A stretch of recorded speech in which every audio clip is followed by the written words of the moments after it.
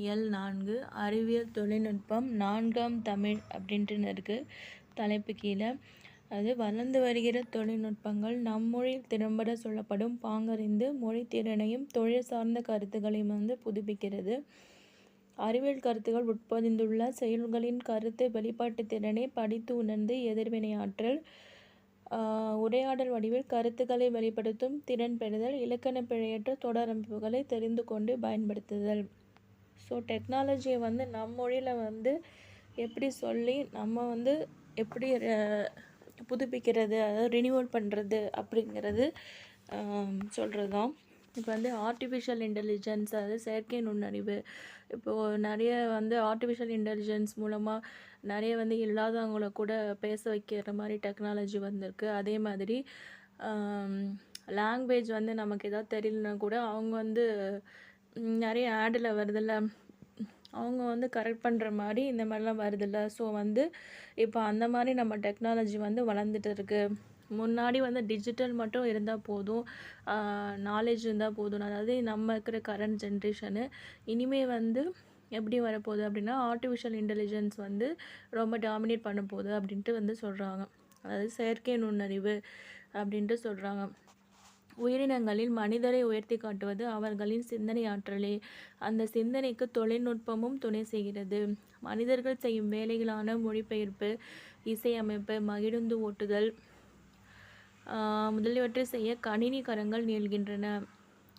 கட்டுரை எழுதும் மென்பொருட்கள், கவிதை பாடும் ரோபோக்கள், மனிதனால் இயலாத செயல்களை செய்யும் ரோபோக்கள், ஆள்கள் இல்லாமலே நடத்தப்படும் வணிக கடைகள் இப்படின்ட்டு நிறைய தொழில்நுட்பம் வந்துகிட்டே இருக்குது அப்படின்ட்டு சொல்கிறாங்க. அவ்வளோதான் இன்ட்ரோடக்ஷனில்.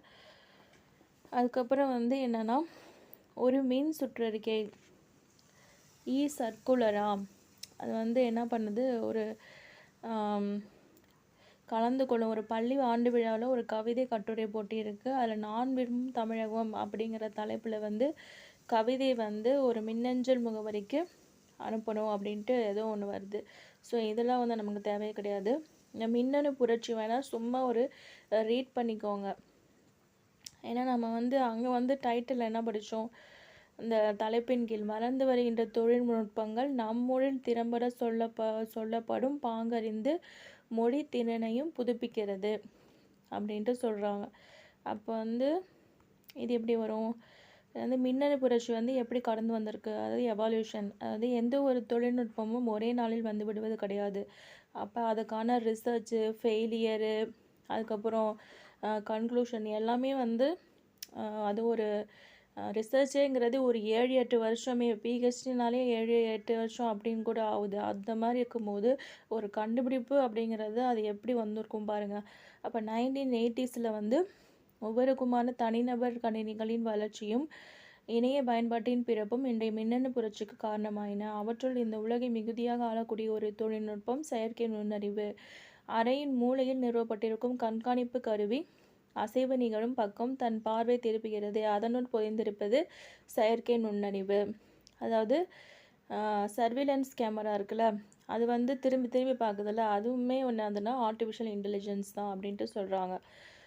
மேலே என்ன சொன்னாங்க, 80s பர்சனல் கம்ப்யூட்டர் பிசின்னு வந்துச்சு. அதுக்கப்புறம் டிஜிட்டல் ரெவல்யூஷனே வந்துடுச்சு. ஸோ அந்த மாதிரி வந்துட்டுருக்கிறது தான். இப்போ மொபைல் வந்துச்சு. அதை மாதிரி இப்போ மொபைலே எல்லாமே வருது. ஸோ அந்த மாதிரி அந்த வழியில் போக்குவரத்து நெரிசல் அதிகம், இதுவே சுருக்கமான வழி அப்படின்ட்டு எது காமிக்குது, வழிகாட்டி வரைபடம். திறன்பேசி அப்படிங்கும்போது ஸ்மார்ட் ஃபோனில் வழிகாட்டி வரைபடம், வழிகாட்டுறது அது காமிக்கிறது இல்லை, மேப்பு காமிக்கிறது இல்லை, அதுதான். ஸோ நமது திறன்பேசியும் கணினியும் நாம் சொல்ல தன் அகண்ட தரவுகளில் உள்ள கோடிக்கணக்கான சொற்களுடன் ஒப்பிட்டு சரியான சொல்லை கால் நொடிக்கும் குறைவான நேரத்தில் தேர்ந்தெடுத்து திரையில் காமிக்குது அப்படின்ட்டு சொல்கிறாங்க. அப்போ அது எத்தனை நிமிஷத்தில் காமிக்குது பாருங்கள், கால் நொடி தான் அப்படின்னு சொல்கிறாங்க. அப்போ டேட்டாங்கிறது இங்கே ப்ளே ஆகுது அப்படின்ட்டு சொல்கிறாங்க. ஸோ செயற்கை நுண்ணறிவை கொண்ட இயந்திரம் மனிதர்களுடன் சதுரங்கம் முதலான விளையாட்டுகளை விளையாடுகிறது. ஸோ சதுரமும் செஸ்ஸும் விளையாடுது. அப்புறம் அறுவை சிகிச்சை ஆப்ரேஷன் செய்யுது, சமைக்குது, எல்லாமே இந்த ரோபோலாம் நம்ம பார்த்துருக்கோம்ல, இந்த எந்திரன் படத்தில் அந்த மாதிரி எதுவும் பண்ணுது.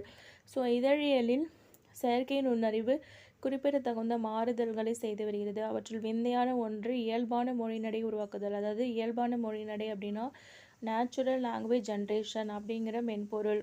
அதற்கு வேர்டு ஸ்மித் என்று பெயர் வைத்திருக்கிறார்கள். வேர்டு ஸ்மித் அப்படின்னா எழுத்தாளி அப்படின்னு அர்த்தம். தகவல்களை கொடுத்தால் போதும் வேர்டு ஸ்மித் வந்து அழகான கட்டுரை சில நொடிகளை உருவாக்கிடுமா. ஸோ இப்போ வந்து நமக்கு வந்து ஜஸ்ட்டு ஒரு இன்ஃபர்மேஷன் கொடுத்தா போதும், அவுட்புட் வந்து அதே கொடுத்துரும் அப்படின்ட்டு சொல்கிறாங்க. ஸோ இணையத்தில் வந்து வணிகம் செய்யும் தனியார் நிறுவனம் ஒன்று செயற்கை நுண்ணறிவை பயன்படுத்தி பெரும்பாலும் ஆளற்ற பல்பொருள் அங்காடிகளை உலகெங்கிலும் திறந்து வருகிறது. ஸோ டிஜிட்டல் காமர்ஸ் நடத்துகிறவங்க என்னென்னா இந்த மாதிரி ஆர்டிஃபிஷியல் இன்டெலிஜென்ஸை வந்து இப்போ ஆளே இல்லாத பல்பொருள் அங்காடிலாம் இருக்குல்ல, அங்கெல்லாம் வந்து இதெல்லாம் விற்கிறாங்க அப்படின்ட்டு சொல்கிறாங்க. சரி, இதெல்லாம் வச்சுட்டு நடத்துகிறாங்க. அடுத்து வந்து 2016 IBM நிறுவனத்தின் செயற்கை நுண்ணறிவு கணினியான வாட்சன் சில நிமிடங்களில் 2 கோடி தரவுகளை அலசி நோயாளி ஒருவரின் புற்றுநோயை வந்து கண்டுபிடித்தது. ஸோ ஐபிஎம் நிறுவனம் வந்து என்ன பண்ணுது, வாட்சன் அப்படிங்கிற ஒரு நுண்ணறிவு கணினியை வச்சு புற்றுநோயை வந்து கண்டுபிடிச்சிட்டுது அப்படின்ட்டு சொல்கிறாங்க. சீனாவில் வந்து 50க்கும் மேற்பட்ட மருத்துவமனைகள் இயந்திர மனிதர்களை பணிக்கு அமர்த்தியுள்ளன. அவை அங்கு வரும் நோயாளிகளின் குரலையும் முகத்தையும் அடையாளம் கண்டு அவர்களின் கேள்விகளுக்கு பதில் சொல்கின்றன. சீன மொழியின் வெவ்வேறு வட்டார வழக்குகளையும் கூட அவை புரிந்து கொண்டு பதிலளிக்கின்றன. இப்போ இது எங்கே வந்து இருக்குது அப்படின்னா சீனாவிலையும், இன்னொன்று வந்து 2016 ஐபிஎம் நிறுவனத்தின் செயற்கை நுண்ணறிவு கணினியான வாட்சன். இதில் வந்து எப்படி நாம் வச்சுக்கலாம், வச்சுக்கலாம் 16 ஐபிஎம்னா என்னது, இந்த ஐபி வந்து இங்கிலீஷில் தானே இருக்கும். ஸோ வந்து இன்டெலிஜென்ஸ் பியூரோ அப்படின்னு நாம் வச்சுக்கோங்க. அப்படின்னா உளவுத்துறை பிரிவு. அந்த உளவுத்துறை பிரிவுங்கிறது உள்நாட்டு அமைச்சகத்தின் கீழே வந்து செயலாட்டிட்டு வருது. அப்போ வந்து அவங்க சைலண்ட்டாக வந்து வாட்ச் பண்ணுவாங்க. அப்போ வந்து வாட்சன். அப்போ யாராவது ஒருத்தந்தான் வாட்ச் பண்ணிட்டே நம்ம இருந்துகிட்டே இருக்கணும். அப்போ 6-1 அப்படின்ட்டு நாம் வச்சுக்கோங்க. ஓகேங்களா. சீனாவில் 50க்கும் மேற்பட்ட மருத்துவமனைகள் இயந்திர மனிதர்களை, அது வந்து இந்த அளவுக்குலாம் கேட்க மாட்டாங்க, சும்மா ரீட் பண்ணிக்கோங்க, அவ்வளோதான். செயற்கை நுண்ணறிவு நமக்கு எப்படி அறிமுகமாகிறது, நமக்கு எப்படி அறிமுகமாகிறது அப்படிங்கிறது ஒரு இன்ட்ரடக்ஷன் மாதிரி போல். இந்த உலகை இதுவரை மென்பொருள் ஆண்டு கொண்டிருக்கிறது. இனிமேல் செயற்கை நுண்ணறிவு தான் ஆளப்போகிறது. சமூக ஊடகங்கள் வழியாகவும் மின்னணு சந்தை மூலமாகவும் செயற்கை நுண்ணறிவு நம்மிடம் வந்து சேர தொடங்கிவிட்டது.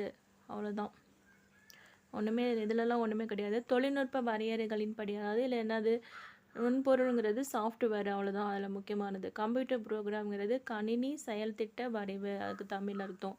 செயற்கை நுண்ணறிவு அப்படின்னா ஆர்டிஃபிஷியல் இன்டெலிஜென்ஸ், அதாவது ஒரு மென்பொருள் அல்லது கணினி செயல்திட்ட வரைவு அப்படின்ட்டு சொல்லலாம். இது தானாக கற்றுக்கொள்ளக்கூடியது. இந்த அறிவை கொண்டு தனக்கு வரும் புதிய புதிய சூழ்நிலைகளில் மனிதரை போல தானே முடிவெடுக்கும் திறனுடையது. ஒளிப்படங்கள், எழுத்துக்கள், காணொளிகள், ஒலிகள் போன்றவற்றிலிருந்து கற்றுக்கொள்ளும் இயல்புடைய மென்பொருளை ஆராய்ச்சியாளர் வந்து வடிவமைக்கிறார். அவ்வாறு கற்றுக்கொண்டதை அந்த இயந்திரம் தேவைப்படும் இடங்களில் தேவைப்படும் நேரங்களில் செலுத்தும். ஸோ அதை வந்து இது பண்ணுறதே மனுஷங்க தான். மனுஷங்க வந்து என்ன பண்ணுவாங்க, டிசைன் பண்ணுவாங்க. அந்த டிசைனை வந்து கற்றுக்கிட்டு அதுக்கப்புறம் அது எங்கெங்கே நம்ம அதை அப்ளை பண்ணுமோ அதை அப்ளை பண்ணும். செயற்கை நுண்ணறிவு பொதிந்த இயந்திரங்களுக்கு ஓய்வே கிடையாது. பார்க்கவும் கேட்கவும் புரிந்து கொள்ள முடியும் என்பதே அதன் சிறப்பு. மனிதனால் முடியும் செயல்களையும் அவன் கடினம் என்று கருதும் செயல்களையும் செய்யக்கூடியது ஆர்டிஃபிஷியல் இன்டெலிஜென்ஸ் அப்படின்ட்டு சொல்கிறாங்க. மெய்நிகர் உதவியாளர். திறன்பேசிகளில் இயங்கும் உதவும் மென்பொருள் கண்ணுக்கு புலப்படாத மனிதனை போல நம்முடன் உரையாடி சில உதவிகள் செய்கிறது. இவை நாம் சொல்கிறவர்களுக்கு தொலைபேசி அழைப்பு விடுக்கும். நாம் திறக்க கட்டளையிடுகிற செயலியை திறக்கும். நாம் கேட்பதை உலாவில் தேடும். உலாவி அப்படின்னா ப்ரௌசர். நாம் விரும்பும் அழகான கவிதை இணைத்து தேடி தரும். எந்த கடையில் எது விற்கும் என்று சொல்வோம். படிப்பதற்கு உரிய நூல்களை பட்டியலிடும். நாம் எடுத்த ஒளிப்படங்களை பற்றி என்ன பண்ணுமா, கருத்துரைக்கும். இது மெய்நிகர் உதவியாளர். அப்படின்ட்டு சொல்கிறாங்க. மெய்நிகர் உதவியாளர் இவங்க தான் வந்து ஹெல்ப் பண்ணுவாங்களாம். மெய்நிகர் உதவியாளர் அப்படின்னா விர்ச்சுவல் அசிஸ்டண்ட்டாக இங்கிலீஷில். ஓகேங்களா? அது வந்து இந்த மாதிரி ஹெல்ப் பண்ணுது உள்ளார இருந்து அப்படின்ட்டு சொல்கிறாங்க. எதிர்காலத்தில் உங்கள் நெருங்கிய நண்பர்கள் ஆகியோரை விடவும் இது போன்ற மெய்நிகர் உதவியாளர்கள் உங்களை நன்கு அறிந்தவர்களாக இருக்கும். டாக்டர் திரும்பவும் ஐயாவுக்கு மூச்சு திணற டெரிஃப்ளைன் ஊசி போட்டு விட்டுருமா என்று கேட்கும். இந்த உதவியாளர்களை இங்கிவனை யான் பெறவே என்ன தவம் செய்து விட்டேன் என்று பாரதியார் மெச்சிக்கொள்வது போல மெச்சிக்கொள்ளலாம் அப்படின்ட்டு சொல்கிறாங்க. இதில் பாரதியாரோட லைன்ஸ் தான் நம்ம முக்கியம்.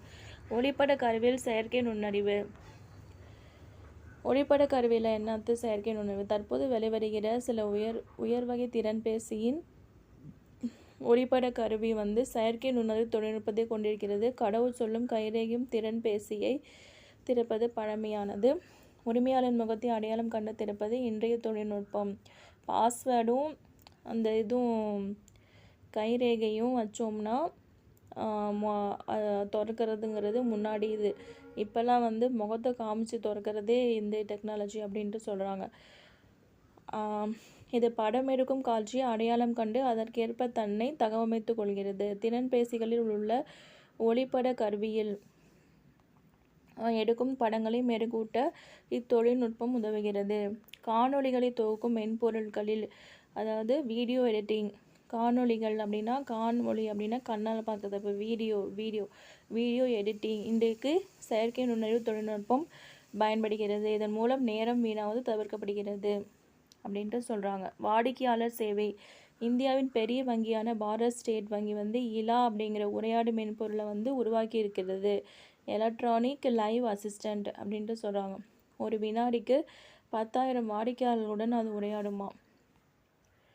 வங்கிக்கு வரும் வாடிக்கையாளர்களுக்கு கிடைக்கும் சேவைகளை அது இணையம் மூலம் அளிக்கிறது. செயற்கை நுண்ணறிவு தொழில்நுட்பத்தை பயன்படுத்த இந்திய வங்கிகள் ஆயத்தமாகி வருவதற்கு இந்த இலா வந்து ஒரு சோறு பதம், ஒரு பானைக்கு ஒரு சோறு போதும் அப்படிங்கிற மாதிரி இது வந்து அப்படி இருக்குது அப்படின்ட்டு சொல்கிறாங்க. ஏன் செயற்கை நுண்ணறிவு முதன்மையானது? ஏன் நம்ம செயற்கை நுண்ணறிவு இது இருக்குது அப்படின்ட்டு சொல்கிறாங்க. செயற்கை நுண்ணறிவு காலத்தில் தான் நம்ம இருக்கிறோம். நாம் நினைப்பதை விடவும் வேகமாக இந்த தொழில்நுட்பம் நடைமுறைக்கு வந்து கொண்டிருக்கிறது. ஏன்னா நம்ம வந்து முன்னாடி இந்த காலம் வேறு, இப்போ இருக்கிற காலம் வேறு. இப்போ வந்து பிஸின்னு எப்போ பார்த்தாலும் சாப்பிட்றதுக்கே தூங்குறதுக்கே நேரம் இல்லாத போது டெக்னாலஜி வந்து நம்ம யூஸ் பண்ணும்போது டைம் ரெடியூஸ் பண்ணுறது. இப்போ சமைக்கிறதுக்கே குக்கர் வந்துட்டுது. குக்கர் தாண்டி இன்னும் என்னென்ன வரப்போதோ தெரில. ஸோ நாம் நினைப்பதை விடவும் வேகமாக இந்த தொழில்நுட்பம் நடைமுறைக்கு வந்து கொண்டிருக்கிறது. உலகில் உள்ள பெரும்பாலான தொழில்நுட்ப நிறுவனங்கள் இத்தொழில்நுட்பத்தை உருவாக்குவதிலும் பயன்படுத்துவதிலும் விற்பனை செய்வதிலும் கவனம் செலுத்துகிறது. செயற்கை நுண்ணறிவின் மிகுதியான வளர்ச்சியால் தரவு அறிவியலாளர்களின் டேட்டா சயின்டிஸ்ட், அதாவது அவங்களும் வந்து நிறைய அட்வர்டைஸ்மெண்ட்லாம் நீங்கள் வரதெல்லாம் பார்த்துருப்பீங்கன்னு நினைக்கிறேன். ஸோ அவங்களோட டிமாண்டும் வந்து அதிகமாகிட்டே இருக்குது. ஸோ இயந்திர கற்றல் வல்லுநர்கள் முதலான பல தொழில்நுட்ப வல்லுநர்களின் தேவையுமே பெருகி வருகிறது. போட்டியிலிருந்து இந்த உலகில் யார் முதலாவதாகவும் சரியானதாகவும் பயன்படுத்துகிறார்களோ அவர்களுக்கு தான் வணிகங்கிறது வசப்படும். ஸோ ஃப்யூச்சரில் வந்து இது ஒரு சப்ஜெக்டாகவே சேர்க்கணும் அப்படிங்கிறதெல்லாம் போயிட்டே இருக்குது பாடப்புத்தகத்தில். அதாவது டெக்னாலஜி பேஸ் பண்ணி எஜுகேஷன் இது வரும்ல, அது இன்ஜினியரிங் அந்த சைட்லாம். ஸோ எதிர்காலத்தில் வந்து வேலை வாய்ப்புகளில் கணிசமான மாற்றங்களை செயற்கை நுண்ணறிவு கொண்டு வரப்போகிறது அப்படின்ட்டு சொல்கிறாங்க. ரோபோவிடம் குழந்தை ஒப்படைத்து விட்டு ஸோ பெற்றோர்களை நாம் பார்க்க போகிறோம் அப்படின்ட்டு சொல்கிறாங்க. ஜப்பானில் வந்து சாஃப்ட் வங்கி உருவாக்கிய இயந்திர மனிதனே பெப்பர் அப்படின்ட்டு சொல்கிறாங்க. இந்த உலகளவில் விற்பனையாகும் ஒரு ரோபோ. வீட்டுக்கு, வணிகத்துக்கு, படிப்புக்கு அப்படின்ட்டு 3 வகை ரோபோக்கள் கிடைக்கின்றன. இவை மனிதரின் முக பாவனைகளிலிருந்து உணர்வுகளை புரிந்து கொண்டு அதற்கேற்ப செயல்படுகின்றன. பெப்பரை வரவேற்பாளராகவும் பணியாளராகவும் வீடுகளிலும் வணிக நிறுவனங்களிலும் உணவு விடுதிகளிலும் பயன்படுத்துகிறார்கள் அப்படின்ட்டு சொல்கிறாங்க. ஜப்பான் பெப்பர் சாஃப்ட் வங்கி அப்படின்ட்டு சாஃப்ட் வங்கி உருவாக்கிய இயந்திர மனிதனே பெப்பர். ஜப்பான் மக்கள் வந்து பானியில் வந்து பெப்பர் போட்டு குடிப்பாங்க அப்படின்ட்டு நாம் வச்சுக்கோங்க. பானினா தண்ணி தானே. ஸோ அதில் வந்து பெப்பர் போட்டு குடிப்பாங்க அப்படின்ட்டு குரல் வந்து சாஃப்டாக இருக்கிறதுக்கு அப்படின்ட்டு நாம் வச்சுக்கோங்க. அவ்வளோதான். அடுத்து வந்து இதெல்லாம் ஒன்றுமே கிடையாது, இதெல்லாம் ஒரே கதை தான். எங்கெங்கே எது எது யூஸ் பண்ணுறோம் அவ்வளோதான். செயற்கை நுண்ணறிவின் பொதுவான கூறுகள் என்ன? செயற்கை நுண்ணறிவு நமது வாழ்க்கையும் வணிகத்தையும் நம்ம அறியாமலே வளப்படுத்தி கொண்டிருக்கிறோம். அதே கதை தான் சொல்லிட்டு இருக்காங்க. மனித இனத்தை தீங்குகளிலிருந்து காப்பாற்றவும் உடல்நலத்தை பேணவும் கொடிய நோய்களை தொடக்க நிலையில் கண்டறியும் மருத்துவம் செய்வோம். நம்ம ஸ்டார்டிங்லேயே பார்த்தோம், ஒரு பேஷண்ட்டை வந்து கண்டுபிடிச்சாங்க, கேன்சர் பேஷண்ட்டை கண்டுபிடிச்சாங்க சொன்னோம்ல, அதே தான் இங்கே வந்து சொல்லியிருக்காங்க. அவ்வளோதான். கல்வி அறிவு அப்படின்னா ஒரு காலத்தில் வாழ்க்கையில் முன்னேறுவதற்கு எழுத படிக்க தெரிந்த கல்வி அறிவே போதுமானதாக இருந்தது. இப்போது கல்வி அறிவுடன் நான் ஸ்டார்டிங்லேயே சொன்னல, டிஜிட்டல் கல்வி அறிவு இல்லாமல் இப்போ மின்னணு சந்தைப்படுத்துதலையும் இப்போ வாழ்க்கை எளிதாக்கிறதுக்கு யூஸ்ஃபுல்லாக இருக்குது அப்படின்ட்டு சொல்கிறாங்க. இப்போ வந்து நிறைய வந்து நம்ம மார்க்கெட்டிங்லேயே இப்போ இங்கே துணி இங்கே இருக்குது, அப்புறம் வந்து கொரியர் பண்ணி விட்றாங்க. அதே மாதிரி இந்த இடத்துல இது கிடைக்கிது அப்படின்ட்டு சொல்கிறாங்கள, அதே மாதிரி அதெல்லாம் மார்க்கெட்டிங் இப்போ டிஜிட்டல்லே விற்க ஆரம்பிச்சிட்டாங்க அப்படின்ட்டு சொல்கிறாங்க. அடுத்து வந்து மனித கண்டுபிடிப்புகள் அனைத்திலுமே நன்மை தீமை என்று 2 பக்கங்கள் தான் எல்லாமே இருந்துகிட்டு இருக்குது. ஸோ அங்கொன்றும் பயன்பாட்டு செயற்கை இப்போது உலகில் இங்கொன்றும் அங்கொன்றுமாக பயன்பாட்டில் இருக்கின்ற செயற்கை தொழில்நுட்பம் எதிர்காலத்தில் உலகின் ஒவ்வொரு துறையிலும் அளவிடற்கரிய முன்னேற்றத்தை தரும் அப்படின்ட்டு சொல்கிறாங்க. சீன நாட்டில் தமிழ் கல்வெட்டு. சீன நாட்டில் வந்து காண்ட நகருக்கு 500 கல் மடக்கி சூவன் சவ் அப்படிங்கிற ஒரு துறைமுக நகர் இருக்கான். பண்டைய காலத்திலும் வந்து இது சிறந்த துறைமுகமாக விளங்கிற்று. அந்த காலத்தில் தமிழ் வணிகர்கள் இந்நகருக்கு அடிக்கடி வந்து சென்றுள்ளனர். அதன் காரணமாக சீனாவில் வந்து சிவன் கோயில் வந்து கட்டப்பட்டுள்ளது. அது சீன பேரரசான குப்லாய் கானின் ஆணையின் கீழ் கட்டப்பட்டது என்பதை குறிக்கும் தமிழ் கல்வெட்டு இன்றும் இந்த கோயிலில் உள்ளது. இந்த கோயிலில் சோழர் கால சிற்பங்கள் அமைக்கப்பட்டுள்ளன. இது எப்படி நாம வச்சுக்கலாம் அப்படின்னா, சீனாவில் வந்து ஒரு சிவன் கோயில் இருக்குது. அப்போ வந்து அந்த சிவன் கோயிலில் வந்து மன்னர் வந்து வராரு. மன்னர் வரப்போ அவங்க என்ன பண்ணுறாங்க, அதுக்குன்னு ஒரு துறையெல்லாம் இருக்கும்ல. ஸோ அப்போ சிறந்த துறைமுகம் அப்படின்ட்டு நாம் வச்சுக்கோங்க. அதுக்குன்னு ஒரு துறை கீழே தான் சாப்பாடு போடுறது, இதெல்லாம் ஒரு துறை தானே. ஸோ அந்த துறையின் கீழே இவர் சாப்பாடு போகலாம் அப்படின்னு நினைக்கும் போது அப்போ என்ன நடக்குது, அப்போ வந்து குப்பையாக இருக்குது. அப்போ வந்து அந்த மன்னர் பேர் என்னது, குப்லாய் கான் அப்படின்ட்டு நாம் வச்சுக்கோங்க. குப்பைனா அப்படிங்கிறது நாம் வச்சுக்கோங்க. அப்போ வந்து என்ன பண்ணுறாங்க, அவர் வந்து அந்த இது சோறு போடலாம் அப்படிங்கும்போது சோழர் கால சிற்பங்கள் அப்படின்னு நாம் வச்சுக்கோங்க. அப்போ சோறு போடலான்னு நினைக்கும் போது என்னது குப்பையாக இருக்குது. அப்போ குப்லாய் குப்பு அப்படின்னு நாம் வச்சுக்கோங்க. அப்போ வந்து என்ன பண்ணுறாங்க, அது வந்து போடும்போது குப்பையாக இருக்குன்னு சொல்லிட்டேன்னா, அப்போ வந்து அதை பார்த்து என்ன பண்ணிட்டாரு, காண்டாயிட்டார். அந்த ஒரு அரசர் வந்து காண்டாயிட்டார். அப்போ அந்த டிபார்ட்மெண்ட்டை பிடிச்சி திட்டுறாரு. துறை அப்போ துறைமுகம் அப்படின்ட்டு நாம் வச்சுக்கோங்க. நீங்கள் ஷூ எதுவும் பேசாதீங்க அப்படின்ட்டு, ஷூ எதுவும் பேசாதீங்க, நீங்கள் எதுக்குமே லாய்க்கு இல்லை, அப்போ லாய்கான் குப்லாய்கான் அப்படின்ட்டு நாம் வச்சுக்கோங்க. ஸோ அதெல்லாம் வந்து காண்டாகிறாரு அப்படின்ட்டு நாம் வச்சுக்கோங்க. அவ்வளோதான். சோழர் காலங்கிறது சோறு அப்படின்ட்டு ஒரு கோர்வையை நாம் வச்சுக்கோங்க. அடுத்து வந்து பெருமாள் திருமொழி. குலசேகர ஆழ்வார். இது வந்து தமிழர் பண்டைய நாட்டிலிருந்தே அறிவியலை வந்து வாழ்வியோடு இணைத்து காணும் இயல்புடையவர்களாக இருக்கிறார்கள். அதன் விளைவாக சங்க இலக்கியத்தில் அறிவியல் கருத்துக்கள் எழுந்துள்ளன. அதற்கிணையாக பக்தி இலக்கியங்களிலும் அறிவியல் கருத்துக்கள் அப்படிங்கிறது சங்க இலக்கியத்தில் உள்ள பக்தி இலக்கியத்திலும் இருக்குது அப்படிங்கிறது ஒரு பாட்டு தான் குலசேகர ஆழ்வார் அப்படின்னு கூட கேட்கலாம், ஸ்டேட்மெண்ட்டாக கேட்கலாம். அறிவியல் கருத்துக்கள் ஒன்லி இன் சங்க இலக்கியம். நான் இங்கிலீஷில் சொல்லிவிட்டேன், சங்க இலக்கியத்தில் மட்டும்தான் இருக்குது, மற்ற இலக்கியங்களே இல்லை அப்படின்னு கூட கேட்பாங்க. ஸோ இருக்குது, அப்போ வந்து காரணம் சரி கூற்றும் அப்படின்னு கூட கேட்கலாம். ஓகேங்களா. அடுத்து வாளால் அறுத்து சொடினும் மருத்துவன் பால் மாளாத காதல் நோயாளன் போல் மாயத்தால் மீளா துயர்தரினும் வித்துவ கோட்டம்மா நீ ஆளா உணதருளை பார்ப்பேன் அடியேனே. அதாவது என்ன சொல்கிறாங்க அப்படின்னா, மருத்துவர் உடலில் ஏற்பட்ட புண்ணை வந்து கத்தியால் அறுத்து சுட்டாலும் அது நன்மைக்கே என்று உணர்ந்து நோயாளி அவரை நேசிப்பார்.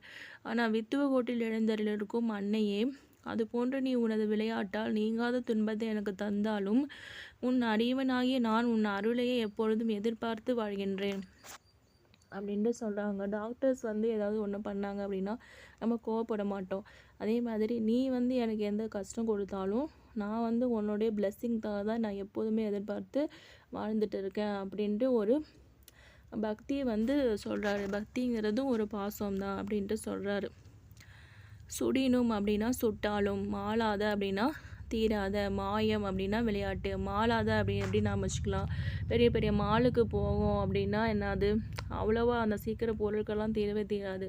சின்ன கடையில் கூட தீர்ந்தோன்னா அங்கே இருக்கிறது வந்து தீராது. ஏன்னா பணம் அதிகமாக வச்சுருக்கவங்க மட்டும்தான் அங்கே வந்து வாங்க முடியும். அதனால் வித்துவக்கோடு என்னும் ஊர் கேரள மாநிலத்தில் பாலக்காடு மாவட்டத்தில் உள்ளது. குலசேகர ஆழ்வார் அங்குள்ள இறைவனான உய்யவந்த பெருமாளை அன்னையாக உருவகித்து பாடுகிறார். யாரை வந்து பாடுறாரு அப்படின்ட்டு கேட்பாங்க. குலசேகர ஆழ்வார் யாரை வந்து அன்னையாக உருவகித்து பாடுறாங்க, உய்யவந்த பெருமாளை வந்து அன்னையாக உருவகித்து பாடுறாங்க. ஓகேங்களா? பெருமாள் வந்து பெருமாளா சிவனா அப்படின்னு கூட கேட்கலாம். ஸோ வந்து பெருமாள், உய்யவந்த பெருமாள் அப்படின்ட்டு ஆன்சர். இது எப்படி நாம் வச்சுக்கலாம், ஒரு இப்போ நம்ம கேரளா அப்படிங்கிறது கேர்ள் அப்படின்னு நாம் கேர்ள்னால் வந்து பொண்ணு அப்படின்ட்டு அவங்க வந்து ஒரு கோடு போட்டால் ரோடு போடுவாங்க அப்படிங்கிறது இதுதான். பட் நம்ம எப்படி நாம் வச்சுக்கலாம், கோடு போட்டால் பாலமே கட்டிடுவாங்க, இப்போதைக்கு ட்ரெண்டு அப்படி தான் நாம் வச்சுக்கோங்க. பெருமாளை வந்து அன்னையாக உருவகித்து பாடுறாங்க, அவ்வளோதான். 4000 திவ்ய பிரபந்தத்தின் முதல் 1000ல் வந்து 691வது பாசுரம் வந்து 4000 தான். அந்த 4000ல் முதல் 1000, அந்த முதல் 1000ல் 691வது பாசுரம் தான் நமக்கு வந்து கொடுக்கப்பட்டுள்ளது அப்படின்ட்டு சொல்லியிருக்காங்க. பாசுரம் அப்படிங்கிற அதெல்லாம் நான் நோட் பண்ணி வச்சுக்கோங்க. பெருமாள் திருமொழி 4000 திவ்ய பிரபந்தத்தில் 5ஆம் திருமொழியாக உள்ளது. எத்தனாவது திருமொழியாக இருக்குது பெருமாள் திருமொழி அப்படிங்கிறது? 5ஆம் திருமொழியாக உள்ளது. இதில் 105 பாடல்கள் உள்ளன. இதனை பாடியவர் வந்து குலசேகர ஆழ்வார். இவரின் காலம் வந்து 8ஆம் நூற்றாண்டு. நான் வந்து என்ன சொன்னேன், 8னாலே கேர்ள் அப்படின்னு நாம் வச்சுக்கோங்க. ஒரு குலம் செழிக்கணும் அப்படின்னா அந்த காலத்தில் பொண்ணு பொண்ணாக தான் நல்லது அப்படின்னு சொல்லுவாங்க. இந்த காலம் வேறு, அந்த காலத்தில் சங்க காலத்துலலாம். அப்போ வந்து ஒரு குலம் 8ஆம் நூற்றாண்டு அப்படின்னு நாம் வச்சுக்கோங்க. அது வந்து 105 பாடல்கள்.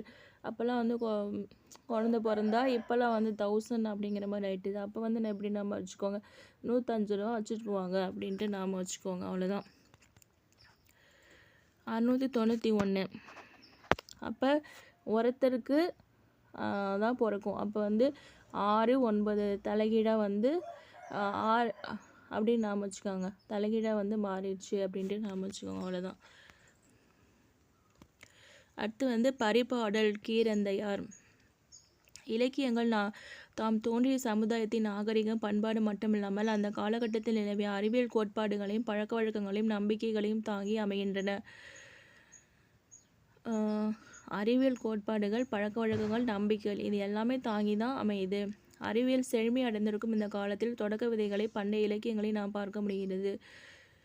ஸ்டார்டிங் விதை வந்து எங்கே இருக்குது, பண்டைய இலக்கியங்களுமே நான் பார்க்க முடியுது அப்படின்ட்டு சொல்கிறாங்க. மேனாட்டு அறிவியல் சிந்தனையின் சாயல் துளியும் இல்லாமல் படைக்கப்பட்ட தமிழர் இலக்கியங்களில் துளைத்திருக்கும் அறிவியல் கருத்துக்கள் இன்றளவும் அவற்றோடு ஒத்துப்போவதை காண்கையில் பெருவியப்பு மேலிடுகிறது. ஸோ புவியினுடைய உருவாக்கம் அப்பயே வந்து காட்டிட்டாங்க அப்படின்ட்டு சொல்கிறாங்க, அவ்வளோதான். விசும்பில் ஊழி ஊழ் செல்ல கருவலர் வானத்து இசையில் தோன்றி ஒரு அறிவரா ஒன்றன் மொழியும் உந்து வலிகிளர்ந்த ஊழி ஊழியும் செந்தி சுடரிய ஊழியும் பனியோடு தன்பெயல் தலையிய ஊழியும் அவையிற்று உள்முறை வெள்ளம் மூழ்கி ஆர்த்தருபு மீண்டும் பீடு உயர்வு ஏண்டி அவற்றிற்கும் உள்ளீடு ஆகிய இரு நிலத்து ஊழியும் அப்படின்ட்டு சொல்கிறாங்க. அதாவது இது வந்து விசும்பு அப்படிங்கிறது இங்கே மீனிங் படிச்சுக்கோங்க. விசும்பு அப்படின்னா வானம், அது வந்து ஊழி அப்படின்னா யுகம், ஊழ் அப்படின்னா முறை, இத்தனை முறை. தன் பெயல் அப்படின்னா குளிர்ந்த மழை, தன்னுனாலே குளிர்ச்சி அப்படிங்கிற மாதிரி, பெயல் அப்படிங்கன்னா பேஞ்சிட்டு இருக்கு அப்போ மழை. ஆர்த்தருபு அப்படின்னா வெள்ளத்தில் மூழ்கி கடந்த. பீடு அப்படிங்கிறது சிறப்பு. இப்போ வந்து எது எப்படி நாம் வச்சுக்கலாம், பீடியை வந்து கொஞ்சம் குடிக்கிறத நிறுத்திட்டாங்கன்னா ரொம்ப சிறப்பு அப்படின்ட்டு நாம் வச்சுக்கோங்க, அவ்வளோதான். ஈண்டி அப்படின்னா செறிந்து திரண்டு. ஈக்கள் எல்லாமே கூட்டமாக தானே வரும். அப்போ செறிந்து திரண்டு அப்படின்ட்டு நாம் வச்சுக்கோங்க. அவ்வளோதான். இது என்ன சொல்கிறாங்க, எதுவுமே இல்லாத பெருவெளியில் அண்ட தோற்றத்துக்கு காரணமான கரு பரமாணு பேரொளியுடன் தோன்றியது. உருவமில்லாத காற்று முதலான பூதங்களின் அணுக்களுடன் வளர்கின்ற வானம் என்னும் முதல் பூதத்தின் ஊழியது. அதாவது என்ன சொல்கிறாங்க, ஒரு கரு தோன்றுச்சான், பேரொளியுடன் தோன்றியது அப்படின்ட்டு சொல்கிறாங்க. அதாவது பிக் பேங் தியரின்னு இப்போ நம்ம சொல்கிறோம்ல, அதாவது என்னதுன்னா, இப்போ நம்ம செஸ் போர்டில் ஒரு காயின் வச்சு நம்ம இது பண்ணுவோம்ல, அடிப்போம், அது அந்த ஓட்டைக்குள்ளே விழுவோம்ல, அதே மாதிரி இது எப்படின்னா, செஸ் போர்டு இல்லை, சாரி, கேரம் போர்டு. அது இது எப்படி அப்படின்னா, இதில் ஒரே ஒரு துகள் மாதிரி இருக்கும். அந்த துகள் மேலே இன்னொரு துகள் மோதும். அதை காட்ஸ் பார்ட்டிக்கல் அப்படின்ட்டு சொல்லுவோம். அப்படி மோதும்போது அதை வெடித்து அதுக்கப்புறம் எல்லாம் ஒன்றா சேர்ந்து அதுக்கப்புறம் தான் உலகமே உருவானது. அது சேரும் போது நிறைய டெம்பரேச்சர் இருக்கும். அந்த டெம்பரேச்சர் எல்லாமே ஆவியாகி அப்புறம் மழை பெஞ்சு அது திரும்ப நனைஞ்சி அதுக்கப்புறம் கடல் அதுக்கப்புறம் தான் இது மாதிரி பூமியெலாம் வந்துச்சு அப்படின்ட்டு சொல்கிறாங்க. அதுதான் இங்கே. ஸோ உருவமில்லாத காற்று முதலான பூதங்களின் அணுக்களுடன் வளர்கின்ற வானம் என்னும் முதல் பூதத்தின் ஊழியது. ஃபஸ்ட்டு வானம் அப்படிங்கிறது உருவாகுது. அந்த அணுக்களின் ஆற்றல் கிளர்ந்து பருப்பொருட்கள் சிதறும்படியாக பல ஊழிக்காலங்கள் கடந்து சென்றன. பருப்பொருட்கள் சிதறும்படியாக பிறகு நெருப்பு பந்து போல புவி உருவாகி விளங்கிய ஊழிக்காலம் தொடர்ந்தது. அதில் எல்லாம் ஒன்று ஒன்றா சிதறி கலக்கிறது எல்லாமே ஒன்று ஒன்றா சேரும்போது நெருப்பு மாதிரி உருவாகுது. அந்த நெருப்பு குளிரத்துக்காக மழை பொழியுது, அது ஒரு காலம். ஸோ அவ்வாறு பொழிஞ்சிட்டு வெள்ளத்தால் மூழுது, அது ஒரு காலம் அப்படின்ட்டு சொல்கிறாங்க. நிறைய வெள்ளத்தால் நிறைந்த இந்த பெரிய உலகத்தில் உயிர்கள் உருவாகி வாழ்வதற்கு ஏற்ற சூழல் தோன்றியது. ஸோ அப்படி தான் நம்ம பூமி வந்திருக்கு அப்படின்ட்டு அப்பயே சொல்லிட்டாங்க. அவ்வளோதான். இதில் ஒன்றும் அவ்வளோவா கேட்க மாட்டாங்க. இதில் கேட்கல. இது என்னவா கேட்டிருப்பாங்கன்னா, இது பரிபாடல் எந்த தொகையில் வரும், அதுக்கு எப்படி சொல்லுவாங்க, ஓங்குவா, நல், நற்றினியா, அந்த மாதிரி கேட்பாங்க. அவ்வளோதான். இந்த அண்ட பெருவெளியில் நம் பால்விதி போன்ற எண்ணற்ற பால்விதிகள் உள்ளன. அதாவது மில்கிவே கேலக்சியில் தான் நம்ம இருக்கோம். அதே மாதிரி அது இந்த மாதிரி நிறைய கேலக்சி இருக்குது அப்படின்ட்டு சொல்கிறாங்க. சிறு தூசி போல கோடிக்கணக்கான பால்விதிகள் தூசிகளாக தெரியும்.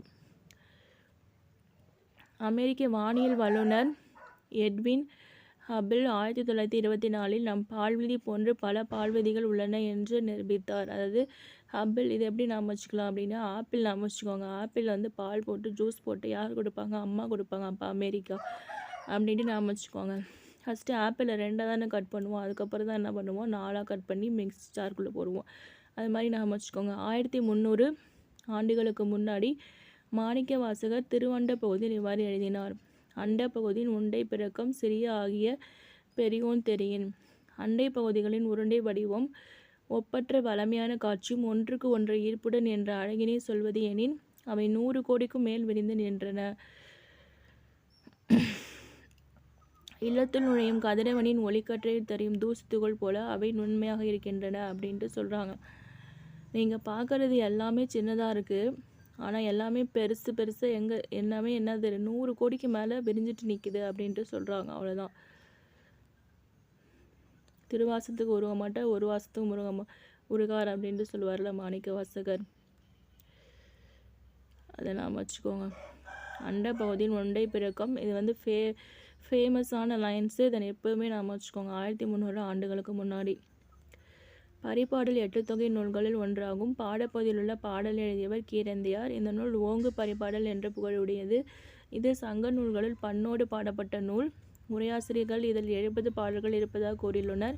இன்று 24 பாடல்களே கிடைத்துள்ளன. 2000 ஆண்டுகளுக்கு முன்னர் வாழ்ந்த தமிழ் மக்களின் வாழ்க்கை முறை, சமூக உறவு, அறிவாற்றல், இயற்கை புரிந்து கொள்ளும் திறன் போன்றவற்றை சங்க இலக்கியங்கள் மூலம் நாம் அறிந்து கொள்கிறோம். இது எப்படி நாம் வச்சுக்கலாம், பரீட்சை அப்போது நம்ம என்ன பண்ணுவோம், எக்ஸாம் எழுதிட்டு 24 மணி நேரம், அப்போ 24 பாடல்கள் அவ்வளோலாம் நான் படிக்கலாம்னு நினைப்போம். 70 பாடல்கள் அப்படின்னா 7 நாள் படிக்கலாம்னு நினைப்போம். 7 நாள் 24 மணி நேரம் படிக்கலாம்னு நினைப்போம், ஆனால் படிக்க மாட்டோம். ஸோ 2000 ஆண்டுகளுக்கு முன்னாடி வாழ்ந்த 2000 மேக்ஸிமம், அதுக்கு மேலேயே நம்ம செலவு பண்ணியிருப்போம் அதை படிக்கிறதுக்காக அப்ளை பண்ணி. ஸோ அது எப்படா வந்து கீ கொடுப்பாங்க அப்படின்ட்டு நாம் வச்சுக்கோங்க. கீ ஆந்த மாதிரி முடிச்சுக்கிட்டு, அப்போ கீரந்தையார் அப்படின்னு நாம் வச்சுக்கோங்க. அவ்வளோதான். அடுத்தது வந்து விண்ணை தாண்டிய தன்னம்பிக்கை. அறிவியலின் வளர்ச்சி மனிதனின் அறிவை விரிவாக்குகிறது, ஐயங்களை நீக்குகிறது, பழைய தவறான புரிதல்களை நீக்குகிறது, எண்ணங்களை மாற்றுகிறது. அறிவியலால் ஒரு காலத்தில் நிறுவப்பட்டிருந்த கருத்து பின்னால் மறுக்கப்படுவதும் நேர்கிறது. மீண்டும் புதிய தடங்களை பதித்து புதிய பாதையிலே அறிவியல் இயங்குகிறது. இயற்கையின் மர்ம முடிச்சுகளை அவிழ்க்கும் அறிவியல் சிந்தனை போற்றுதலுக்குரியதாக இருக்கிறது. அதிலும் தன்னால் எந்த இயக்கமும் மேற்கொள்ள இயலாத நிலையிலும் அறிவியலின் இயங்கும் தன்மையை அறிந்து புது உண்மைகளை சொன்ன ஒருவரை உலகம் போற்றுவதில் வியப்பில்லை. அவர் தான் யார் அப்படின்னு படிக்க போகிறோம். அதாவது பெரியார் அறிவியல் தொழில்நுட்ப கழகம் வந்து 1988ஆம் ஆண்டு நிறுவப்பட்டது. இங்கு 10 காட்சிக்கூடங்கள் உள்ளன. பரிணாம வளர்ச்சி பூங்கா, புதிய புதுப்பிக்கத்தக்க ஆற்றல் பூங்கா, இயந்திரவியல் பூங்கா முதலியவை உள்ளன. குழந்தைகள் விளையாடத்தக்க பொம்மைகளை கொண்ட பூங்காவும் இங்கே இருக்குது அப்படின்ட்டு கொடுத்துருக்காங்க. அறிவியல் தொழில்நுட்ப கழகம் 1988. இது வந்து கேட்க மாட்டாங்க, இது வந்து ஜிகே மாதிரி இருக்குது. ஸோ இந்த கோளரங்கம் வந்து தனித்துவம் வாய்ந்தது. இந்தியாவிலே முதலாக 360 டிகிரி வந்து அரைவட்ட வானத்திலே இங்கே தான் இருக்குது. 2009ஆம் ஆண்டு வந்து அமைச்சிருக்காங்க. அவ்வளோதான், சும்மா அதை ரீட் பண்ணிக்கலாம். அண்டவெளியின் காலம் குறித்தான விளக்கம் தொடங்குவதற்கு முன்னாடி திரையில் சக்கர நாற்கால் அமைந்துள்ள ஒருவரின் படம் தெரிகிறது. அரங்கில் முழு அமைதி. ஸோ அவர் தான் யார் அப்படின்றா ஸ்டீஃபன் ஹாக்கிங். மாற்றத்திற்கு ஏற்ப அவரது படத்தின் கீழ் மாற்றத்திற்கு ஏற்ப தகவமைத்து கொள்ளும் திறனே புத்தி கூர்மை. அவருக்கு வந்து ஒரு தடவை இதாகிட்டுது, பக்கவாதம் வந்துடுது. ஸோ அதனால் வந்து அவர் வந்து உடஞ்சி போகல. ஸோ அதுக்கேற்ற மாதிரி மாற்றிக்கிறார்ல. ஸோ அதுதான் மாற்றிக்கொள்ளும் திறனே வந்து புத்தி கூர்மை அப்படின்ட்டு சொல்கிறாங்க. அறியாமை வந்து அறிவாற்றலின் மிகப்பெரிய எதிரி அல்ல. அறியாமைங்கிறது அறிவோடு சம்மந்தப்பட்டது கிடையாது, அது அறிவினுடைய மாயையே அப்படின்னு சொல்கிறாங்க. அப்படி நம்ம அது இல்லாததை ஒன்று, மாயன்னா இல்லாததை ஒன்று இதாக சொல்கிறது தான்.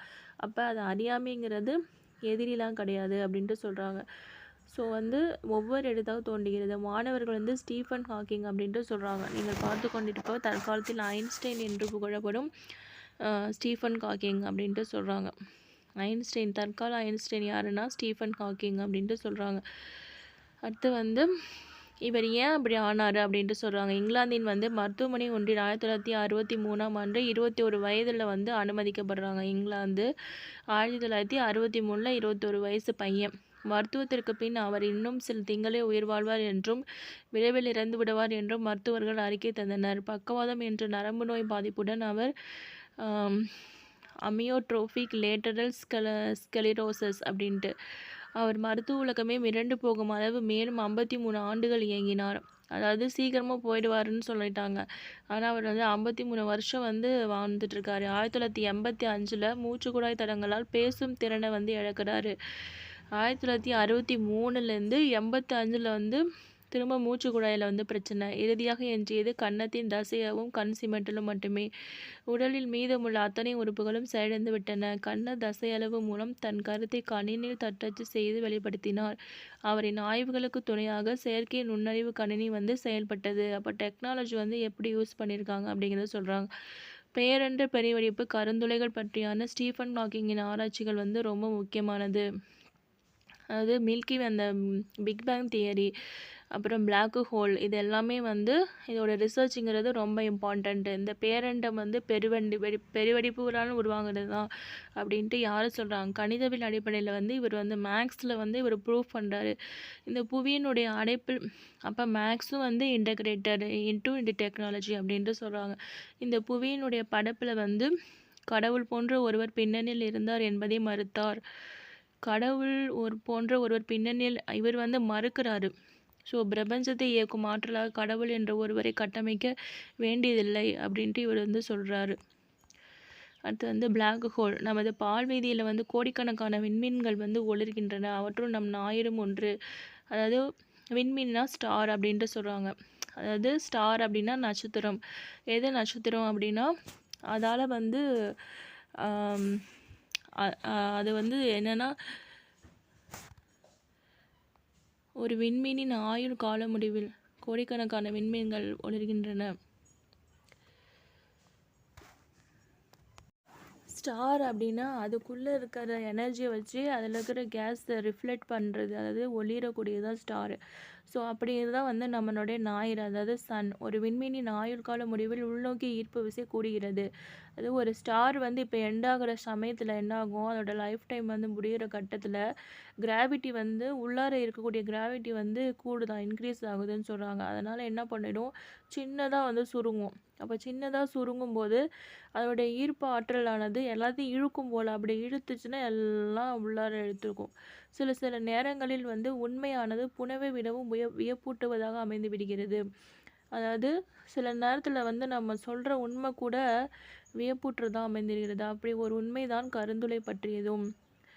புனைவு இலக்கியம் படைப்பவர்களது கற்பனைகளெல்லாம் மிஞ்சுவதாகவே கருந்துளைகள் பற்றிய உண்மைகள் வந்து உள்ளன அப்படின்ட்டு சொல்கிறாங்க. அதனை அறிவியல் உலகம் மிக மெதுவாக புரிந்து கொள்ள முயலுகிறது என்று கூறுகிறார் ஸ்டீஃபன் ஹாக்கிங். கருந்துளைகள் அப்படிங்கிறது அது புனைவு தான் எல்லாம் நினச்சிட்ருக்காங்க, ஆனால் அது உண்மை அப்படின்ட்டு யார் சொல்கிறா அப்படின்னா அது அறிவியல் உலகம் வந்து ரொம்ப மெதுவாக தான் புரிஞ்சிக்க ட்ரை பண்ணுறாங்க. ஸ்டீஃபன் ஹாக்கிங் வந்து சொல்கிறாரு. அமெரிக்க அறிவியலரான ஜான் மீடர் வந்து என்பவர் தான் கருந்துளை பற்றிய சொல்லையும் கோட்பாட்டையும் முதலில் குறிப்பிட்டவர். சுருங்கிய விண்மீனின் ஈர்ப்பு எல்லைக்குள் செல்கிற எதுவுமே ஏன் ஒளியும் கூட தப்ப முடியாது. அதாவது கிட்டத்தட்ட ஸ்டார் வந்து சுருங்க போகிற சமயத்தில் அது வந்து எல்லாத்தையுமே என்ன பண்ணும், அப்படியே உள்ளார ஈர்த்துக்கும். லைட்டு கூட எஸ்கேப் ஆக முடியாது அப்படின்ட்டு சொல்கிறாங்க. உள்ளே வந்து போயிடும் அப்படின்ட்டு சொல்கிறாங்க. இவ்வாறு உள் சென்ற யாவையும் வெளிவர முடியாததால் இதனை கருந்துளை அப்படின்ட்டு சொல்கிறாங்க. பிளாக் ஹோல் அப்படின்ட்டு சொல்கிறாங்க. அவ்வளோதான். யார் சொல்கிறா, ஜான் வீலர். இது எப்படி நாம் வச்சுக்கலாம், இப்போ வீல் வந்து நம்ம சுற்றும் போது என்ன ஆகும், உள்ளார போகிறது எதுவுமே நமக்கு வருமானு தெரியாது, அந்த மாதிரி தான் சுற்றும். ஒரு அந்த மாதிரி நாம் வச்சுக்கோங்க, அவ்வளோதான். John wheeler. அடுத்து வந்து கருந்துளையினுள் செல்லும் எந்த ஒன்றுமே தப்பித்து வெளியே வர முடியாது. கருந்துளையின் ஈர்ப்பு எல்லையிலிருந்து ஈவெண்ட் ஹாரிசான், அதாவது ஈர்ப்பு எல்லையிலிருந்து கதிர்வீச்சுகள் வெளிப்பட்டு கொண்டிருக்கின்றன. கருந்துளை உண்மையிலே கருப்பாக இருப்பதில்லை. கருந்துளையிலிருந்து ஒரு கட்டத்தில் கதிர்வீச்சும் அணு துகள்களும் கசிய தொடங்கி இதில் கருந்துளையானது வெடித்து மறைந்துவிடும். எல்லாத்தையும் ஈர்த்துக்கிட்டு என்ன பண்ணிடுமா, வெடிச்சிரும் அப்படின்ட்டு சொல்கிறாங்க. இந்த ஆராய்ச்சி முடிவு ஹாக்கிங் கதிர்வீச்சு அப்படின்ட்டு என்ன சொல்கிறாங்கன்னா அழைக்கிறாங்க. கருந்துளை பற்றிய முந்தைய கருத்துக்களை தலைகீழாக வந்து புரட்டி போட்டது. முன்னாடி என்ன சொல்லியிருந்தாங்களோ அதை அப்படியே வந்து இது தலைகீழாக மாற்றிடுச்சு. முன்னர் என்ன சொன்னாங்க, அண்டவெளியில் காணப்படும் கருந்துளையானது அழிவு ஆற்றல் அப்படின்ட்டு சொல்கிறாங்க. ஆனால் ஹாக்கிங் என்பது கருந்துளை என்பது படைப்பின் ஆற்றல், அதாவது அழிய போகிற கட்டத்தில் வந்து இது இருந்துச்சு அப்படின்ட்டு சொல்கிறாரு. முன்னாடி இருந்தது. ஆனால் ஹாக்கிங் என்ன சொல்கிறாரு, இது வந்து படைக்கிறதுக்கான திரும்ப ஒரு இதுதான் அப்படின்ட்டு சொல்கிறாங்க. அதாவது ஐன்ஸ்டீன் வந்து நியூட்டன் முதலானோர் ஸ்டீஃபன் ஹாக்கிங்கினுடைய முன்னோடிகள். இவர் அவர்களுக்கு நிகராக மதிக்கப்படுகிறார். நியூட்டன் கேம்பிரிட்ஜ் பல்கலைக்கழகத்தில் வகித்த கணக்கியல் துறையின் லூகாஷியன் பேராசிரியர் என்ற மதிப்பு மிகுந்த பதவியை ஸ்டீஃபன் ஹாக்கிங்கும் வகித்திருக்கிறார்.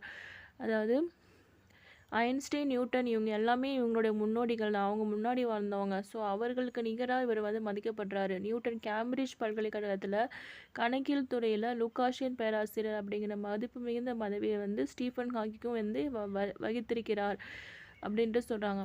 ஐன்ஸ்டைன் வந்து ஈர்ப்பலைகள் குறித்த முடிவுகளை வந்து கணித சமன்பாடுகள் மூலம் கோட்பாடுகளை சொன்னார். அவர் காலத்தில் E=mc² அப்படிங்கிற கோட்பாட்டை யாருமே ஏற்றுக்கல அப்படின்ட்டு சொல்கிறாங்க.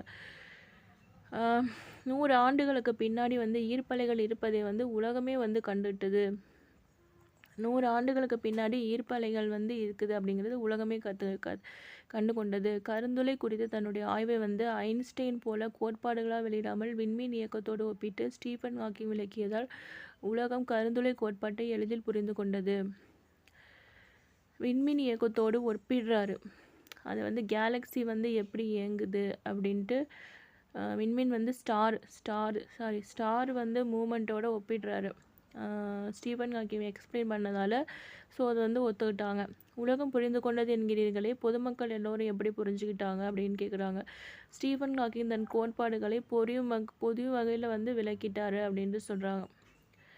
அறிவியல் கோட்பாடுகளை எளிய மக்களும் புரியும் வண்ணம் சொன்ன அவரின் முயற்சிகளுக்கு கிடைத்த விருதுகள் தான் என்னென்ன விருதுகள் அப்படின்னா, பிரசிடென்ஷியல் மெடல் ஆஃப் ஃப்ரீடம், உயரிய விருதான அதிபர் விருது, ஆல்பர்ட் ஐன்ஸ்டைன் விருது, ஃபவுண்டேஷன் ப்ரைஸு, காஃப்லி மெடல், அடிப்படை இயற்பியல் பரிசு, ஃபண்டமெண்டல் ஃபிசிக்ஸ், கண்டிப்பாக ஃபிசிக்ஸுக்கு மெடல் கொடுத்துருப்பாங்க. மற்றது எல்லாமே சம்மந்தமே இல்லாத மாதிரி தான் தெரியுது. காப்லி medal, foundation price, Albert Einstein, இது ஓகே. அமெரிக்காவின் உயரிய விருதான பிரசிடென்ஷியல் மெடல் ஆஃப் ஃப்ரீடம் அப்படின்ட்டு நாம வச்சுக்கோங்க. பிரசிடென்ட் அப்படின்னாலே அமெரிக்கா தான் நமக்கு நாம வரும். ஸோ அமெரிக்காவின் உயரிய விருதான பிரசிடென்ஷியல் மெடல் ஆஃப் ஃப்ரீடம் அப்படின்ட்டு நாம வச்சுக்கோங்க. ஹாக்கிங் வந்து கலீலியோவின் நினைவு நாளில் பிறந்து ஐன்ஸ்டைனின் பிறந்த நாள், கலீலியோட நினைவு நாளில் பிறந்து ஐன்ஸ்டைனின் பிறந்தநாள் இருந்தது.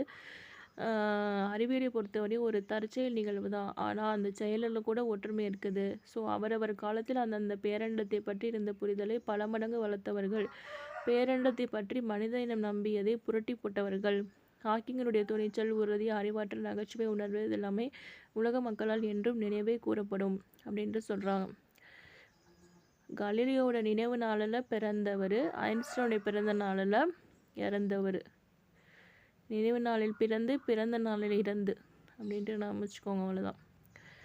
அடுத்து வந்து தலைவிதி தான் வாழ்க்கையை தீர்மானிக்கிறது என்று நம்புவர்களை பார்த்தால் எனக்கு சிரிப்பு தான் வருகிறது. விதிதான் தீர்மானிக்கிறது என்றால் சாலையை கடக்கும்போது ஏன் இருபுறமும் பார்த்து கடக்கிறார்கள்? Stephen Hawking. அவரின் வாழ்க்கை பயணத்தில் வாக்கிங் பண்ணும்போது சாலையை பார்த்து நம்ம நடக்கணும் அப்படின்ட்டு நாம் வச்சுக்கோங்க, அவ்வளோதான். 2012 நடைபெற்ற பாரா ஒலிம்பிக் விளையாட்டுப் போட்டிகளின் தொடக்க விழா நாயகர் என்ற சிறப்பை பெற்றார். அடுத்த தலைமுறை, த நெக்ஸ்ட் ஜெனரேஷன், பெருவெடிப்பு கோட்பாடு உள்ளிட்ட தொலைக்காட்சி தொடர்களில் பங்கேற்றார். சூடான காற்று நிரம்பி பலூனில் வானில் பறந்து தனது 60வது பிறந்த நாளை கொண்டாடினார். போயிங் 727 என்ற விமானத்தில் பூஜ்ஜிய ஈர்ப்பு விசை பயணத்தை மேற்கொண்டு எடையற்ற தன்மையை உணர்ந்தார். ஜீரோ கிராவிட்டியில் வந்து ஒரு பயணத்தை வந்து மேற்கொள்கிறாரு. அதில் வந்து வெயிட்லெஸ்ஸாக வந்து உணர்கிறாரு. ஏன்னா நம்ம வெயிட்டுங்கிறது கிராவிட்டியோட அட்டாச் பண்ணி தான் நம்மளோட வெயிட்டே வந்து மாஸ் அப்படின்னு தான் சொல்லுவாங்க. மாஸ்னால் இதை, அப்போ வெயிட் இன்ட்டு கிராவிட்டி. நம்ம கிராவிட்டி இல்லாமல் என்னவாக இருக்கும்? வெயிட்லெஸ்ஸாக தான் இருப்போம் நம்ம, அவ்வளோதான். இயக்குனர். அறிவியல் உலகில் மட்டுமின்றி சமூக உளவியல் அடிப்படையிலும் தன்னம்பிக்கையின் சிகரமாக விளங்கியவர் ஸ்டீஃபன் ஹாக்கிங். அறிவு தேடலில் உள்ள தடைகளை தகர்த்த மாமேதை ஸ்டீஃபன் ஹாக்கிங், அவ்வளோதான். ஸ்டீஃபன் ஹாக்கிங் நூல்கள் வந்து காலத்தின் சுருக்கமான வரலாறு என்ற நூல் 40 மொழிகளில் மொழிபெயர்க்கப்பட்டுள்ளது. 88ஆம் ஆண்டு வெளிவந்த இந்த நூல் பெருவெடிப்பு, கருந்துளை இதெல்லாமே பரப்பி 1 கோடி படிகளுக்கு மேலே விற்பனையாச்சு, அவ்வளோதான். முன் தோன்றிய மூத்தக்குடி, அதாவது கரூர் மாவட்டத்தின் கருவூர், கடும்பகட்டு யானை, நெடுந்தேர் கோதை, திருமாவியல் நகர், கருவூர், முன்துறை, அகநானூறு. இது எப்படி நமக்கு யானை மேலே சவாரி போகணும் அப்படின்னா நமக்கு யானை வந்து எப்படி இருக்கும்? கருப்பாக இருக்கும். ஸோ மன்னிச்சுக்கோங்க, யானை நான் சும்மா கலர் தான் சொன்னேன். யானை வந்து கருப்பாக இருக்கும் அப்படின்ட்டு நாம் வச்சுக்கோங்க. திருமாங்கிறது பெருமாளை வந்து பார்க்கறதுக்காக கோயிலில் வந்து யானை நின்றுச்சு. அது மேலே வந்து ஏறுறதுக்கு 400 ரூபா கேட்டாங்க அப்படின்ட்டு நாம் வச்சுக்கோங்க, அவ்வளோதான். அடுத்து வந்து அறிவை விட மிக முக்கியமானது கற்பனை திறன். ஏனெனில் அறிவு என்பது நாம் தற்போது அறிந்தும் புரிந்தும் வைத்திருப்பதோடு முடிந்து விடுகிறது. கற்பனை திறனோ இந்த ஒட்டுமொத்த பேரண்டத்தையுமே அளப்பது. ஸோ இன்று நாம் அறிந்திருப்பதை மட்டுமன்றி இனி நாம் அறிந்து கொள்ள போவதையும் உள்ளடக்கியது. ஸோ இப்போ வந்து டெக்னாலஜி அப்படின்னாலே நம்ம இமேஜினேஷனில் தான் நம்ம வந்து இதே பண்ணுறோம். ஒரு பில்டிங்கே ஒரு இமேஜினேஷன் தான் நடக்குது. அப்போ வந்து கற்பனை திறனுங்கிறது முக்கியம். ஐன்ஸ்டைன் வந்து சொல்கிறார், இன்று நாம் அறிந்திருப்பதை மட்டுமன்றி இனி நாம் அறிந்து கொள்ள போவதையும் உள்ளடக்கியது அப்படின்ட்டு நாம் வச்சுக்கோங்க, அவ்வளோதான். வாழ்க்கை எவ்வளவு கடினமானதாக இருந்தாலும் வெற்றிக்கான வழி அதில் இருக்கவே செய்கிறது. நிச்சயம் என் ஆராய்ச்சியில் நான் வெல்வேன், அதன் மூலம் மனித இனம் தொடர வழிவகுப்பேன். Stephen Hawking. வாழ்க்கை எவ்வளோ கடினமானதாக இருந்தாலும் வெற்றிக்கான வழி அதில் இருக்கவே செய்கிறது. நிச்சயம் என் ஆராய்ச்சியில் நான் வெல்வேன். இது எப்படி நாம் வச்சுக்கலாம் அப்படின்னா, ஸ்டீல் மெக்ரலி இரும்பு தூண் வந்து அது இன்ன வரைக்கும் எப்போதுமே கண்டுபிடிக்கல. எப்படி வந்து எதை வச்சு செஞ்சுருக்காங்க, அது ஒரு ஸ்டீலு தான், அது எப்படி இன்னும் துருப்பிடிக்காமல் இருக்குது அப்படிங்கிறதே இன்னும் கண்டுபிடிக்கல. அப்போ அது கடினம், ஸ்டீலுங்கிறது கடினம் தான். அந்த கண்டிப்பாக நம்ம ரிசர்ச்சில் வந்து நம்ம வெல்லுவோம் அப்படின்ட்டு நாம் வச்சுக்கோங்க, அவ்வளோதான். ஐன்ஸ்டைன் இது எப்படி நாம் வச்சுக்கலாம் வந்து, ஜீன்ஸும் இப்போ டையும் வந்து நம்ம கற்பனையே பண்ணியிருக்க மாட்டோம், இதெல்லாம் நம்ம போடுவோன்ட்டு. அப்போ கற்பனை திறனும் இந்த ஒட்டுமொத்த பேரண்டமே இப்போ அதுதான் மேக்ஸிமம் போட்டுட்ருக்கு. ஏன்னா அதை ஒன்றுன்னா ஒரு வாரம் போட்டுக்கலாம் அப்படின்ட்டு நாம் வச்சுக்கோங்க, அவ்வளோதான். அடுத்து வந்து இலக்கணம் பொது இருதிணை, அது ஆறருடைய மக்களை வந்து உயர்திணை என்றும் மற்ற உயிரினங்களையும் உயிரற்ற பொருட்களையும் அஃறிணை என்றும் வழங்குவர். ஐம்பால்னா பால் என்பது திணையினுடைய உட்பிரிவு. அதாவது உயிரினங்களே ஆண் இருக்குது பெண் இருக்குல்ல, அப்போ அதோட உட்பிரிவு தானே இருக்கும். அப்போ பால்னா பகுப்பு, இது வந்து 5 வகைப்படும். இது எல்லாமே தெரியும் உங்களுக்கு. உயர்திணைக்குரிய பால் பகுப்புகள் ஆண்பால், பெண்பால், பலர்பால், ஒன்றன்பால், பலவின்பால் அப்படின்ட்டுன்னு வரும். ஆண்பால், பெண்பால் இதெல்லாம் பார்த்துக்கோங்க, அவ்வளோதான். அஃறிணைக்குரிய பால் பகுப்புகள் வந்து ஒன்றனை குறிப்பது ஒன்றன் பால், பலரை குறிப்பது பலவின் பால். மூவிடம்ங்கிறது தன்மை, முன்னிலை, படர்க்கை என 3 வகைப்படும். தன்மைனா தன்மை பெயர்கள், தன்மை வினைகள். தன்மை பெயர்கள்னா நான், யான், நாம், யாம். இது நான் யான்ங்கிறது சிங்குலராட்டுக்கு, நாம் யாம் அப்படிங்கிறது ப்ளூரல். தன்மை வினைகள் அப்படின்னா வந்தேன், வந்தோம் அப்படின்ட்டு சொல்கிறது. தன்மையிலே சிங்குலர் ப்ளூரல் வருது பாரு, வந்தேன், வந்தோம் அப்படின்ட்டு சொல்கிறாங்க. நான் வந்தேன், நாம் வந்தோம் அப்படின்ட்டு. முன்னிலைனா நீ, நீ, நீர், நீவீர், நீங்கள். நீ பரிச்சியா, நீர் இங்கே வருவீரா, நீவீர், நீங்கள் அப்படின்ட்டு அர்த்தம். முன்னிலை வினைகள்னா நடந்தாய், வந்தீர், சென்றீர்கள் அப்படின்ட்டு அர்த்தம். படர்க்கைனா படர்க்கை பெயர்கள், படர்க்கை வினைகள். படர்க்கை பெயர்கள்னா அவன், அவள், அவர், அது, அவை. படர்க்கை வினைகள்னா வந்தான், சென்றாள், படித்தனர், பேசினார்கள். இது எல்லாமே பாஸ்ட் டென்ஸ் மாதிரியே தெரியுது, முடிஞ்சு போன விஷயம். முன்னிலைனா நடந்தாய், வந்தீர், சென்றீர்கள். நடந்தாய், வந்தீர், நான் வந்து உங்களை, அப்போ யூன்னு அர்த்தம். நம்ம வந்து தன்மைனா ஐன்னு வரும், யூனா முன்னிலை அப்படின்ட்டு வரும். IUV அப்படின்னு நம்ம சொல்லுவோம்ல இங்கிலீஷில், அது மாதிரி. யூங்கிறது நீ, நீர், நீவீர், நீங்கள், நடந்தாய், வந்தீர் அப்படின்ட்டு. படர்க்கைனா அவன், அவள், அவர், அது, அவை அப்படின்னா என்னது, ஹீ, ஷீ, இட் அப்படின்னு அர்த்தம், அவ்வளோதான். அப்படி நாம் வச்சுக்கோங்க இது. அடுத்து வந்து வழு வழா நிலை, வழு அமைதி. இலக்கண முறையுடன் பிழையின்றி பேசுவதும் எழுதுவதும் வழா நிலை. இலக்கண முறையின்றி பேசுவதும் எழுதுவதும் வழு. வழுனா மிஸ்டேக்கு, வழா நிலைனா மிஸ்டேக் இல்லாமல் எழுதுறது. இது திணையும் ஐம்பாலும் மூவிடமும் காலமும் வினாவும் விடையும் பலவகை மரபுகளும் ஆகிய 7 தொடர்களில் இலக்கண பிழையுடன் வந்தால் அவையும் வழு எனப்படும். இருதிணை, அதாவது உயர்திணை அஃறிணை, ஐம்பால் ஆண்பால் பெண்பால், அது மூவிடம் தன்மை முன்னிலை, காலம் வினா விடை. இது எல்லாமே வந்து இதில் ஏதாவது ஒன்று தொடர் இலக்கண பிழையோடு வந்தாலும் அது வழு அப்படின்ட்டு சொல்கிறாங்க. அப்போ என்னது, இருதிணை, முப்பால், இடம், காலம், வினா, விடை, மரபு அப்படின்ட்டு 7மே. செழியன் வந்தது, செழியனுங்கிறது உயர்திணை, அப்போ செழியன் வந்தான் அப்படின்ட்டு வரும். பால் கண்ணகி வந்து பெண்பால், அப்போ கண்ணகி உண்டாள். நீ வந்தேன், நீ வந்தேன்னு சொல்ல மாட்டோம், நீ வந்தாய் அப்படின்ட்டு சொல்லுவோம். அப்போ இது வந்து இடம்ங்கிறது முன்னிலை. காலம் அப்படிங்கிறது நேற்று வருவான், நேற்று வந்தான், பாஸ்டன்ஸ். ஒரு விரலை காட்டி சிறியதோ பெரியதோ என்று கேட்டல். இரு விரல்களை காட்டி எது சிறியது எது பெரியது என்று கேட்டல். ஒரு விரலை காட்டி நம்ம சிறியது பெரியதுன்னு கேட்க முடியுமா? கேட்க முடியாது. ஒரு 2 விரல்களை காட்டி தான் கம்பேர் பண்ண முடியும். விடை வந்து கண்ணன் எங்கே இருக்கிறார் என்ற வினாவிற்கு கண்ணாடி பைக்குள் இருக்கிறது என்று விடையெடுத்தல். கண்ணன்னா எங்கன்னு கேட்குறாங்க, கண்ணாடி எங்கன்னு கேட்கல. அப்போ வினாவிற்கு வந்து கண்ணன் வீட்டிற்குள் இருக்கிறார் என்று விடையெழுத்தல். மரபு வந்து தென்னை மரங்கள் உள்ள பகுதியை தென்னந்தோட்டம் சொல்ல மாட்டோம், தென்னந்தோப்பு அப்படின்ட்டு சொல்லுவாங்க. அடுத்து வந்து வழு அமைதி அப்படின்னா திணை, பால், இடம், அப்புறம் என்னது காலம், மரபு, இதெல்லாம் வந்து வழுவமைதி அப்படின்ட்டு சொல்கிறாங்க. திணைனா என் அம்மை வந்தாள் என்று மாட்டை பார்த்து கூறுவது திணை வழுவமைதி. அதாவது இங்கே உவப்பின் காரணமாக அக்ரிணி உயர்திணையாக கொல்லப்பட்டது அப்படின்ட்டு சொல்கிறாங்க. அடுத்து வந்து பால் அப்படின்னா வாடா ராசா வாடா கண்ணா என்று தன் மகளை பார்த்து தாய் அழைப்பது பால் வழுவமைதி காரணமாக பெண்பால் ஆண்பாலாக கொல்லப்பட்டது. இட வழுவமைதி அப்படின்னா மாறன் என்பான் தன்னை பற்றி பெரியிடம் கூறுவது. இந்த மாறன் ஒரு நாளும் போய் கூற மாட்டான் என தன்மையினை படர்க்க இடத்தில் கூறுவது இட வழுவமைதி.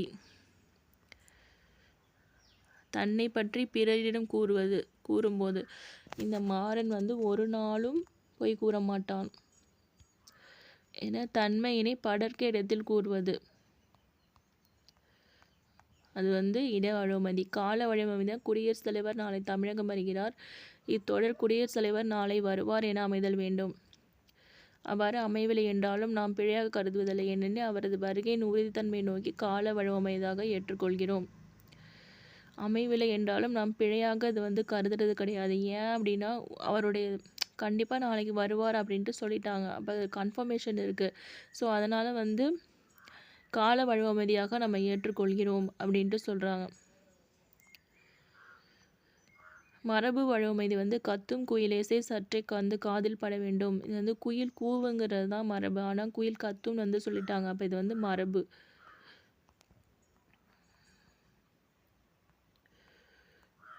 அவ்வளோதான்.